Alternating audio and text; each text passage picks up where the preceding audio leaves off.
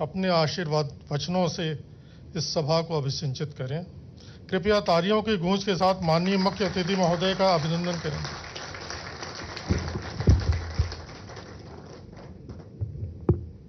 मंच पर उपस्थित श्रीमान नित्यानंद राय जी, अजय कुमार मिश्रा जी, भारत सरकार के गृह सचिव श्रीमान बल्ला जी, सीमा सुरक्षा सचिव डॉक्टर गंगवार जी और आज के इस छोटे परंतु बहुत महत्वपूर्ण कार्यक्रम में उपस्थित सीएपीएफ के डीजी गृह विभाग के सभी अधिकारीगण, भाई और बहनों,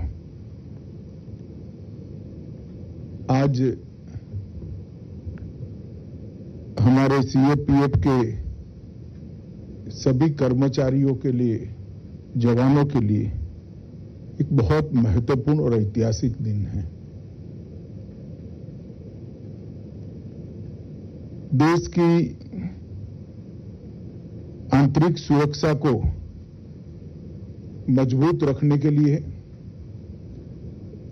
चाहे सीमाओं को अभेद रखना है, चाहे एयरपोर्ट और बंदरगाहों को सुरक्षित रखना है, चाहे दंगों के खिलाफ दंगाइयों को कठोर कार्यवाही से दंडित करना है, चाहे कश्मीर, नॉर्थ ईस्ट और वामपंथी उग्रवादी क्षेत्रों के अंदर अपनी चुस्त मुस्तैदी से, इनकी उपस्थिति से देश के कानून और व्यवस्था की परिस्थिति को मजबूत करना हो। सीएपीएफ के हमारे जवान हमेशा हमारी आंतरिक सुरक्षा का बहुत मजबूत और जरूरी पिल्लर रहे हैं और मैं निश्चित रूप से मानता हूं कि आज देश के अंदर विकास का नया एक युग जो शुरू हुआ है, भारत पूरी दुनिया में उत्पादन का केंद्र बनने जा रहा है।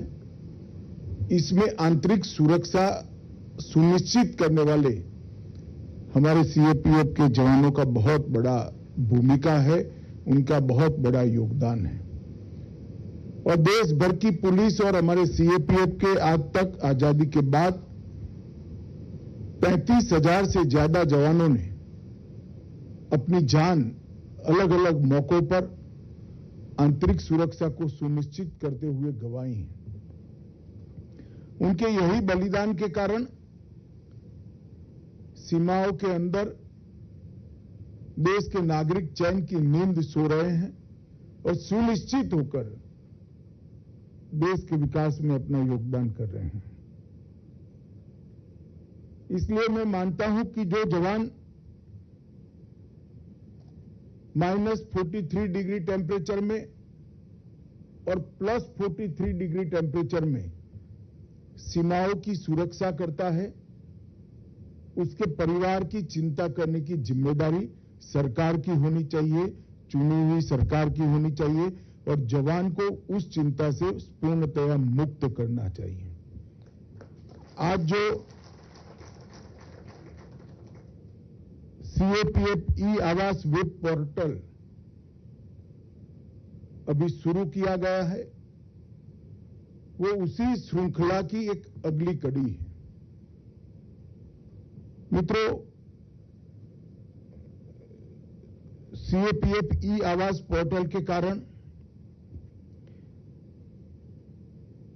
कई जगह पे कई आवास बने हुए पड़े हैं, खाली पड़े हैं और जिनको चाहिए उसको आवास मिलता नहीं।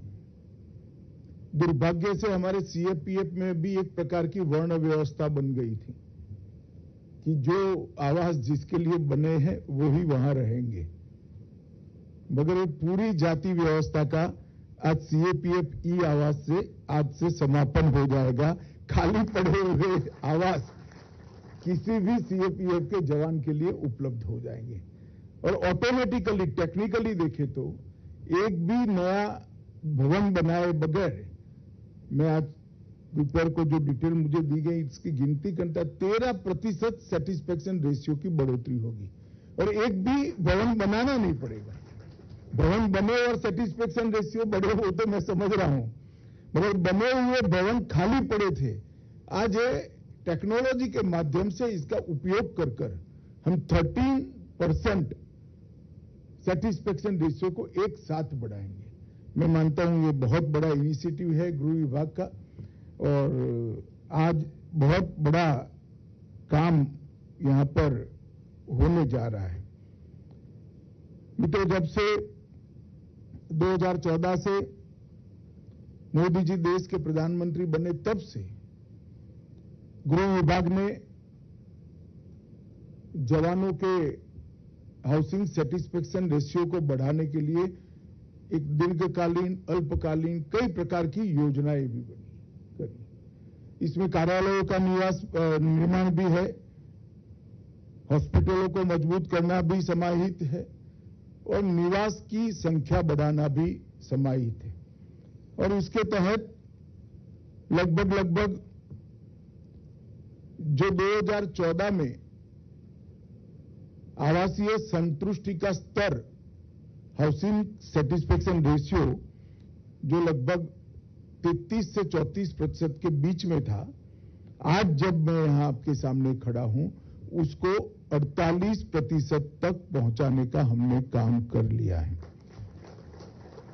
8 वर्षों में 31,000 से ज्यादा आवासों का निर्माण किया गया है।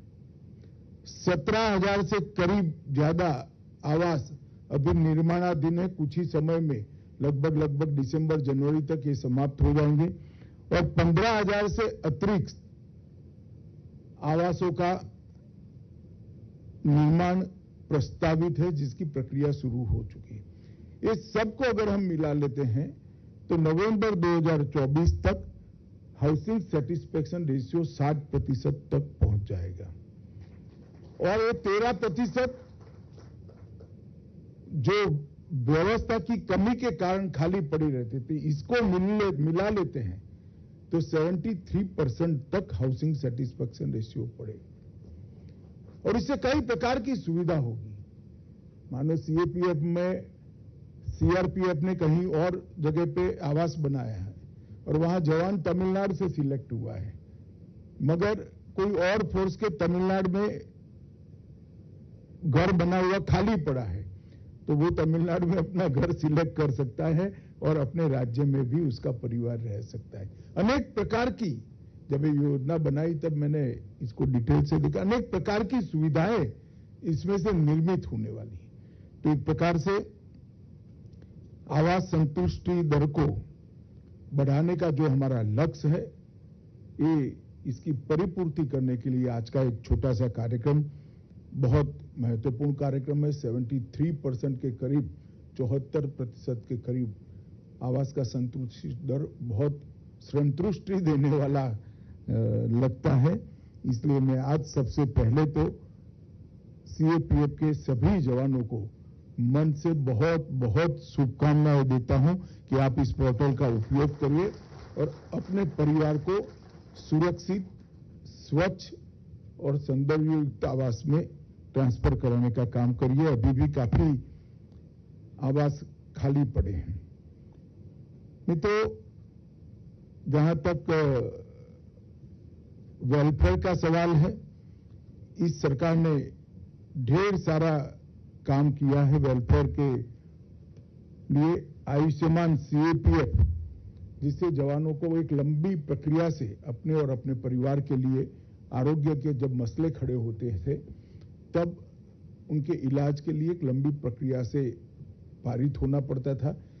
इसमें थोड़े टीथिंग प्रॉब्लम जरूर आए हैं, मगर कल ही मेरी बात हुई है, सारे टीथिंग प्रॉब्लमों को पार कर अब ये बहुत सुचारू रूप से आगे बढ़ जाएगा, जिससे हर जवान को लगभग 10 लाख कर्मियों को 35 लाख से ज्यादा आयुष्मान कार्ड का वितरण हमने पूरा कर दिया है। अब तक 56,000 बिलों का भुगतान किया है और 31 करोड़ रुपए की राशि भी हमने हॉस्पिटलों को भुगतान कर दी है। मित्रों, हमने सीएपीएफ कर्मियों के स्थानांतरण में पारदर्शिता लाने के लिए भी ई ट्रांसफर सॉफ्टवेयर का भी निर्माण किया है। अभी प्रयोगात्मक तरीके से आईटीबीपी और सीआईएसएफ ने थोड़ा उपयोग इसका शुरू किया है।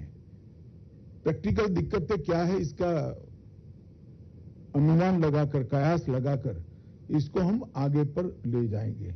इससे भी उनकी आयु के साथ, उनकी हेल्थ कंडीशन के साथ, इनकी जॉब को कैसे जोड़ा जा सकता है, इसको भी हम निश्चित रूप से देखेंगे और इससे भी बहुत फायदा होने वाला है। प्रधानमंत्री छात्रवृत्ति योजना को भी लगभग 42 कोर्स पहले से अब इसमें 80 से ज्यादा नए कोर्स जोड़ने का काम किया है। केंद्रीय अनुग्रह राशि को भी ज्यादा साइंटिफिक किया गया है और उसको बढ़ाने का काम किया गया है। कुछ घटनाओं के बाद हवाई कुरियर सेवाओं को भी हमने मजबूती के साथ, आग्रह के साथ लागू करने का काम किया है। केंद्रीय पुलिस कल्याण भंडार को भी मजबूत करने के लिए ढेर सारे काम करे हैं। आज मैं यहां सभी सीएपीएफ के डीजी यहां उपस्थित है, तब एक बात जरूर कहना चाहता हूं कि सरकार जवानों के कल्याण के लिए, जवानों के परिवार के वेलफेयर के लिए कोई भी सकारात्मक सुझाव है, इस पर विचार करने के लिए तैयार है। परंतु हमने भी जहां पर हम काम कर रहे हैं वहां के वातावरण को ठीक रखने के लिए हमारा योगदान देना पड़ेगा। चाहे नए आवास बनते हो, चाहे नए कार्यालय बनते हो, या जहां पर हमारी स्थायी ड्यूटी है, जैसे सीमाएं हैं।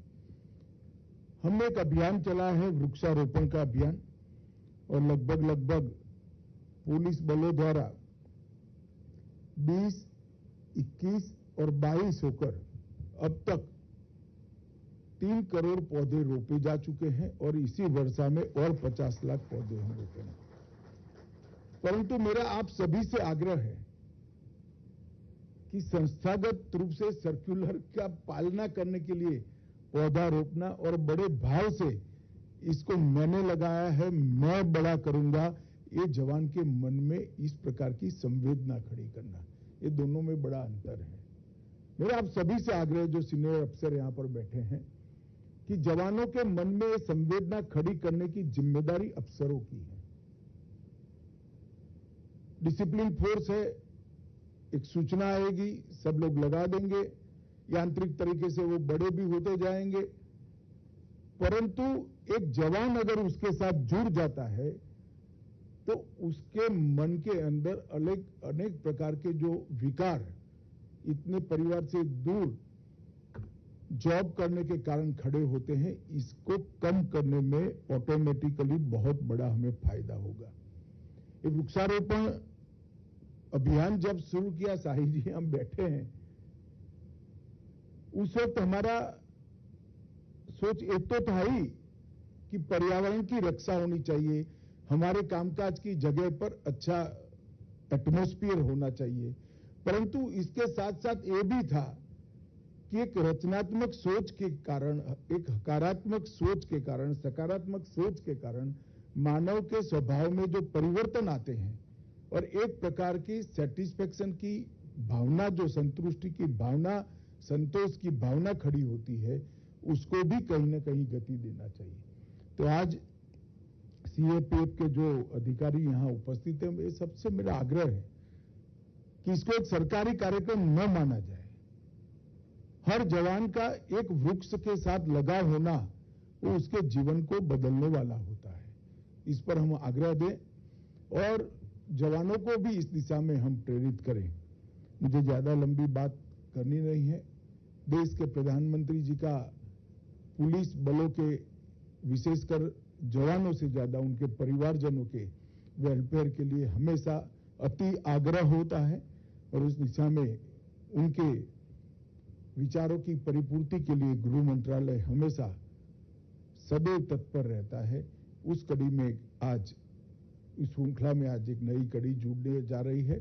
मैं फिर से एक बार सभी जवानों को बहुत बहुत बधाई देता हूं और ये सॉफ्टवेयर को थोड़ा आगे बढ़ाते हुए अगर किसी को एक राज्य से दूसरे राज्य में मकान चाहिए तो वेटिंग लिस्ट में अगर डाल दे और कोई तमिलनाडु से उत्तराखंड जाना चाहता है और कोई उत्तराखंड से तमिलनाडु जाना चाहता है तो इसका मैचिंग कराकर अगर हम ये कर सकते हैं तो और सुविधाजनक हो जाएगा। ऐसा मुझे लगता है थोड़े फीचर ही टेक्निकली इसमें हमें बढ़ाने पड़ेंगे और कुछ करने की जरूरत नहीं।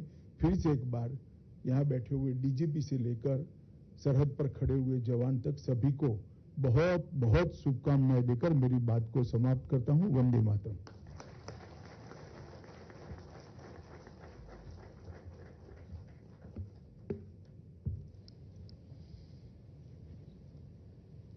बहुत बहुत धन्यवाद माननीय गृह मंत्री महोदय। आपके निर्देशों और प्रेरणा को हम और आगे ले जाएंगे, इसका विश्वास दिलाना चाहूंगा। और आज